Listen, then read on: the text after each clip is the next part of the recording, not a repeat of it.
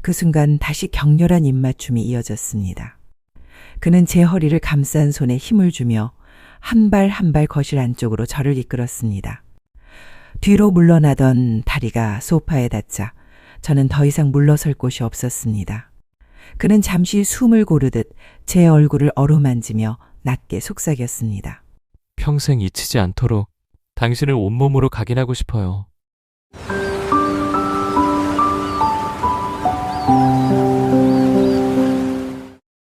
안녕하세요. 저는 55살 주부입니다. 사람들은 저를 두고 흔히 말합니다.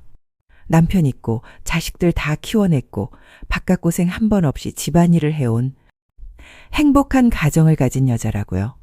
겉으로는 맞는 말입니다. 그런데 제 마음속은 오래전부터 조금씩 비어 있었습니다.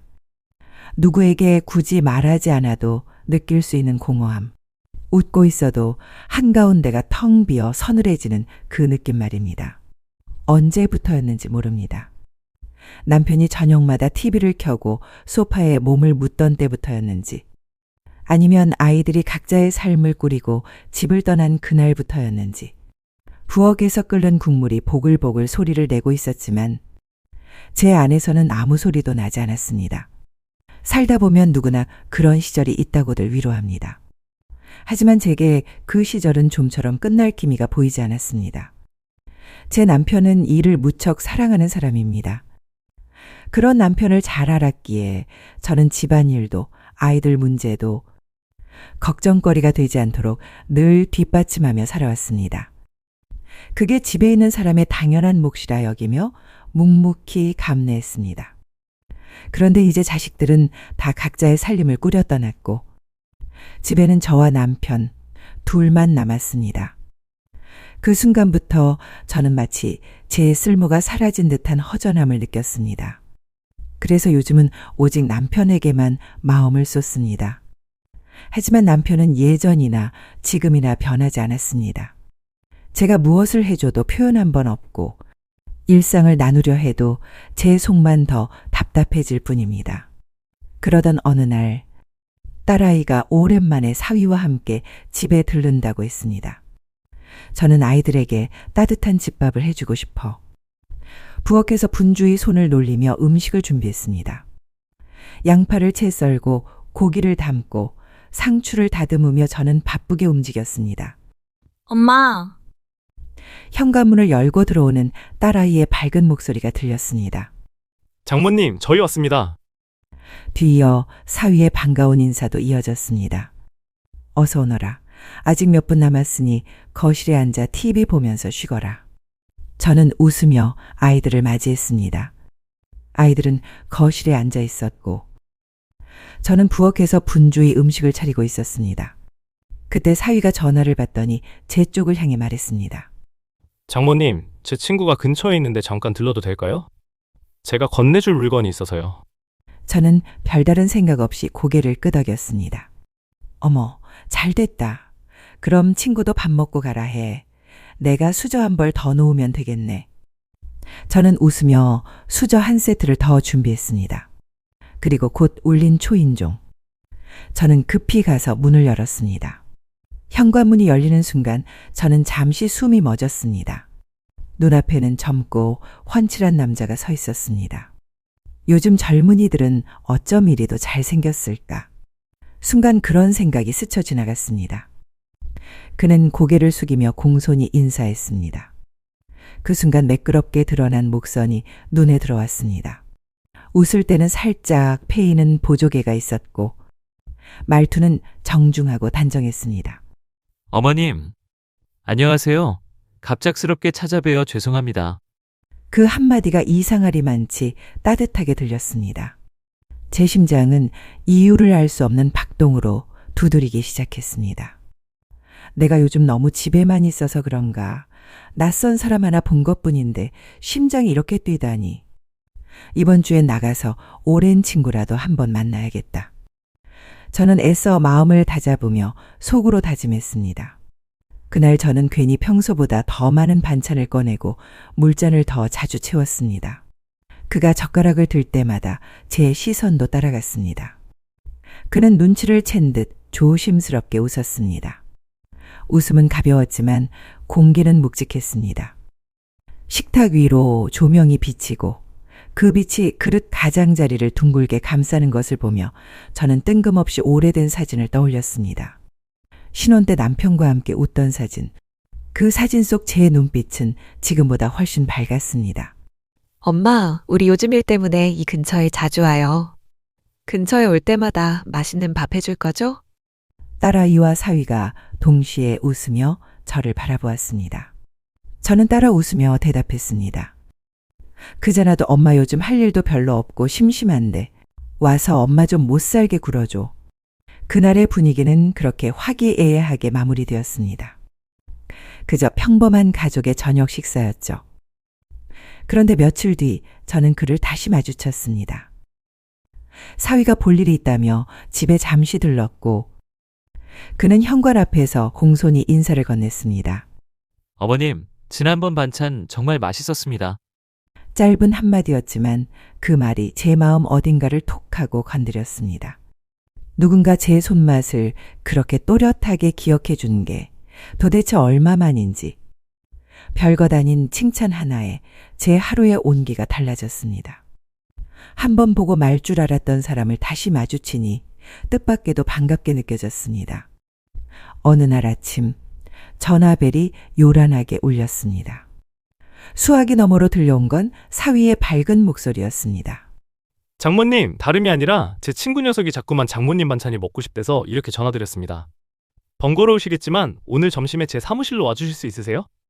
대신 제가 맛있는 커피랑 디저트 대접해드리겠습니다. 늘 다정한 사위의 부탁을 제가 어찌 거절할 수 있겠습니까? 저는 웃으며 대답했습니다.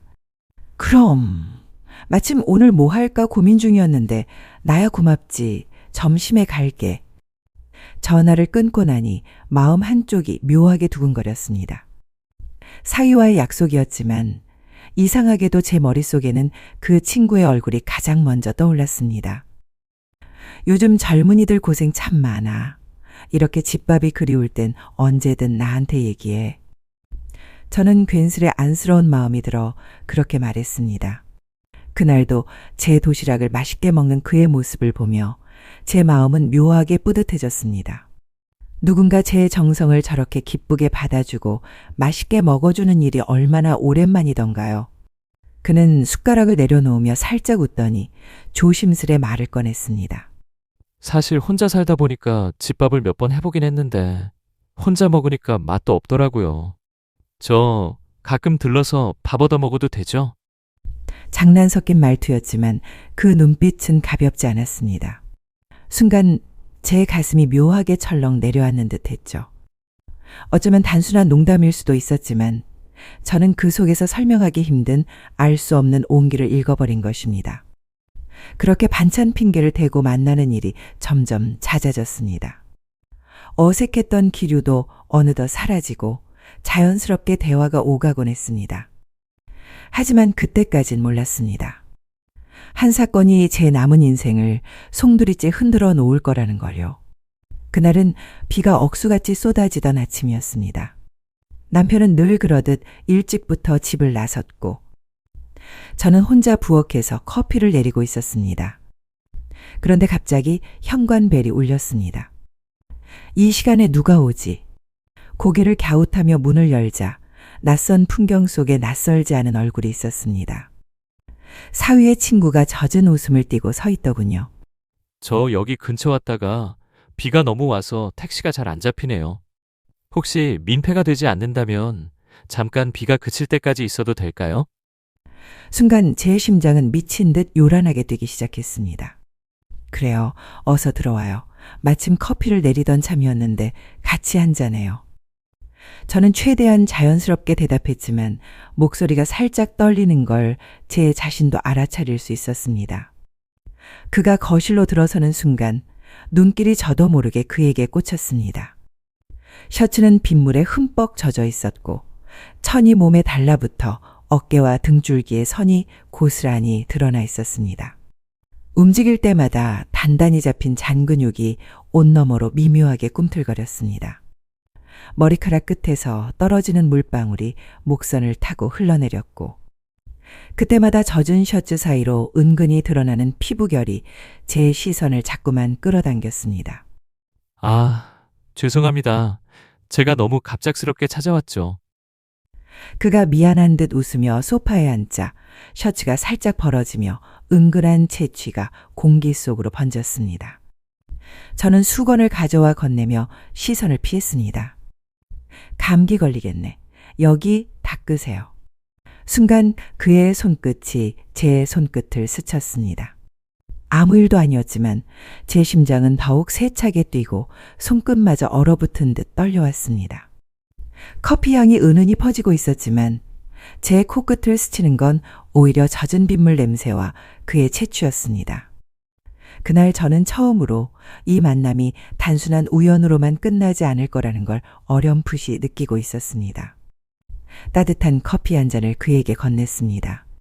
두 손으로 커피잔을 받는 순간 다시 한번 그의 손끝이 제 손을 스쳤습니다.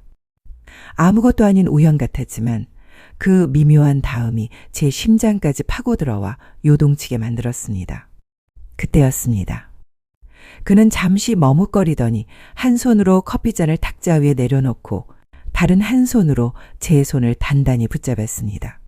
너무 놀란 저는 반사적으로 고개를 들어 그의 얼굴을 바라보았습니다. 낯익은 미소 대신 낯설 만큼 진지한 눈빛이 제 시선을 붙잡았습니다. 저 사실 반찬은 핑계였어요. 그의 목소리는 낮고 떨렸습니다. 처음 뵀을 때부터 손을 한번 잡아보고 싶었습니다. 그 순간 시간이 멈춘 듯 했습니다. 그의 손은 젖은 셔츠처럼 따뜻하지도 차갑지도 않았지만 묘하게 전류가 흐르듯 제 손을 감싸주었습니다. 저는 도망치듯 손을 빼야 한다는 생각을 하면서도 이상하게도 몸이 움직이지 않았습니다. 머리로는 안 된다고 외치는데 가슴은 이미 오래 기다려온 무언가에 응답하는 듯 했습니다. 그의 눈빛 속에 담긴 간절함은 단순한 농담이나 순간의 충동이 아니라는 걸 직감할 수 있었습니다. 저는 떨리는 목소리로 겨우 말을 꺼냈습니다. 지금 무슨 말을 하는 건지 알아요? 그는 잠시 숨을 고르더니 여전히 제 손을 놓지 않은 채 천천히 고개를 끄덕였습니다. 네, 알고 있어요. 하지만 지금 이 순간만큼은 거짓말을 하고 싶지 않아요. 그의 말이 끝나자 거실은 오직 빗소리와 심장 박동만으로 가득 찬 듯했습니다. 내 손을 붙든 그의 체온이 온몸을 옥죄듯 전해졌습니다. 머리로는 수없이 안돼를 외치고 있었지만 가슴은 점점 더 빠른 속도로 무너져 내렸습니다. 나는 눈을 피하려 했지만 오히려 그의 눈빛이 나를 붙잡았습니다. 그 눈 속에는 가벼움도 장난도 없었습니다. 단지 오래 억눌러 온 듯한 갈망과 벗어날 수 없는 솔직함만이 담겨 있었습니다. 숨결이 점점 가까워졌습니다. 나는 반사적으로 몸을 뒤로 빼려 했지만 어느새 허리가 소파 등받이에 닿아 더는 물러설 수 없었습니다. 그의 손가락이 내 손등 위를 천천히 쓰다듬자 온몸이 전류에 감전된 듯 떨려왔습니다. 내 안에 또 다른 목소리가 다시 속삭였습니다. 이 순간만큼은 그냥 감정에 충실하고 싶다. 결국 나는 눈을 감아버렸습니다. 그리고 빗방울처럼 조심스럽게 떨어지던 그의 입술이 내 입술에 닿았습니다. 그의 입술은 처음엔 망설이듯 가볍게 스쳤습니다. 그러나 내가 눈을 감은 채 도망치지 않자 그의 숨결이 점점 깊어졌고 입맞춤은 더는 짧게 끝나지 않았습니다. 뜨겁게 섞여드는 호흡 사이로 내 심장은 무너져 내리듯 요동쳤습니다. 나는 손을 뻗어 그의 젖은 셔츠 위에 올렸습니다. 촉촉하게 달라붙은 천 사이로 전해지는 단단한 근육의 결이 손바닥을 파고들며 이성이 아닌 본능을 자극했습니다. 그는 내 손을 잡아 자기 가슴께로 끌어당기며 허리를 감싸 안았습니다. 순식간에 온몸이 그의 품에 잠겨버렸습니다. 비에 젖은 셔츠의 차가움과 그의 체온의 뜨거움이 뒤섞여 설명할 수 없는 짜릿함이 온몸을 타고 흘렀습니다. 뒤로 물러나던 내 다리가 소파 가장자리에 닿는 순간 나는 더 이상 도망칠 수 없다는 걸 알았습니다. 그는 내 얼굴을 양손으로 감싸 올리며 숨결이 닿을 만큼 가까운 거리에서 속삭였습니다. 오늘 하루만큼은 우리 영원히 기억해요. 그 간절한 목소리에 마지막 남은 저항마저 힘없이 무너져 내렸습니다. 나는 떨리는 손으로 그의 목을 감싸 붙잡았고 그 순간 다시 격렬한 입맞춤이 이어졌습니다. 그는 제 허리를 감싼 손에 힘을 주며 한 발 한 발 거실 안쪽으로 저를 이끌었습니다. 뒤로 물러나던 다리가 소파에 닿자 저는 더 이상 물러설 곳이 없었습니다. 그는 잠시 숨을 고르듯 제 얼굴을 어루만지며 낮게 속삭였습니다. 평생 잊히지 않도록 당신을 온몸으로 각인하고 싶어요.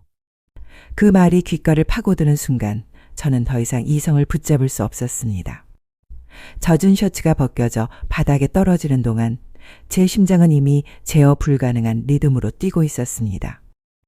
그의 뜨거운 손길이 목선에서 어깨로 다시 허리와 허벅지로 내려올 때마다 온몸은 낯선 전율에 휩싸였습니다. 그리고 그날 우리는 끝내 서로의 몸을 완전히 받아들이고 말았습니다. 그 순간만큼은 아내도 장모도 아닌 오직 한 사람의 여자로서 존재하고 싶었습니다. 그런 나의 갈망을 그는 단 한순간도 빠짐없이 채워주었습니다. 그리고 그는 여운만 남긴 채 떠났습니다. 남은 것은 정막뿐이었고 그날날의 불꽃은 제 마음을 매일같이 흔들어 놓았습니다. 현관문이 열리는 소리만 들려도 제 가슴은 먼저 그 남자를 떠올렸습니다. 다시 나타나지 않을까, 혹시 또 찾아오지 않을까. 기대와 두려움이 얽힌 채 하루하루를 보냈습니다. 하지만 그는 끝내 나타나지 않았습니다. 일상은 아무 일도 없었던 듯 다시 고요해졌고 저는 애써 그 기억을 마음 깊숙이 묻어두려 했습니다. 그러던 어느 날 남편이 무섭도록 차분한 얼굴로 집에 들어섰습니다. 말없이 가방에서 꺼내 제 앞에 내민 건 이혼 서류였습니다. 당신 요즘 뭐 했어? 낮게 깔린 목소리가 방 안의 공기를 무겁게 짓눌렀습니다. 그날 나 문 밖에서 다 들었어. 남편의 눈빛은 얼음처럼 차가웠습니다. 넘지 말아야 할 선이 있지 않아? 사위 친구라니.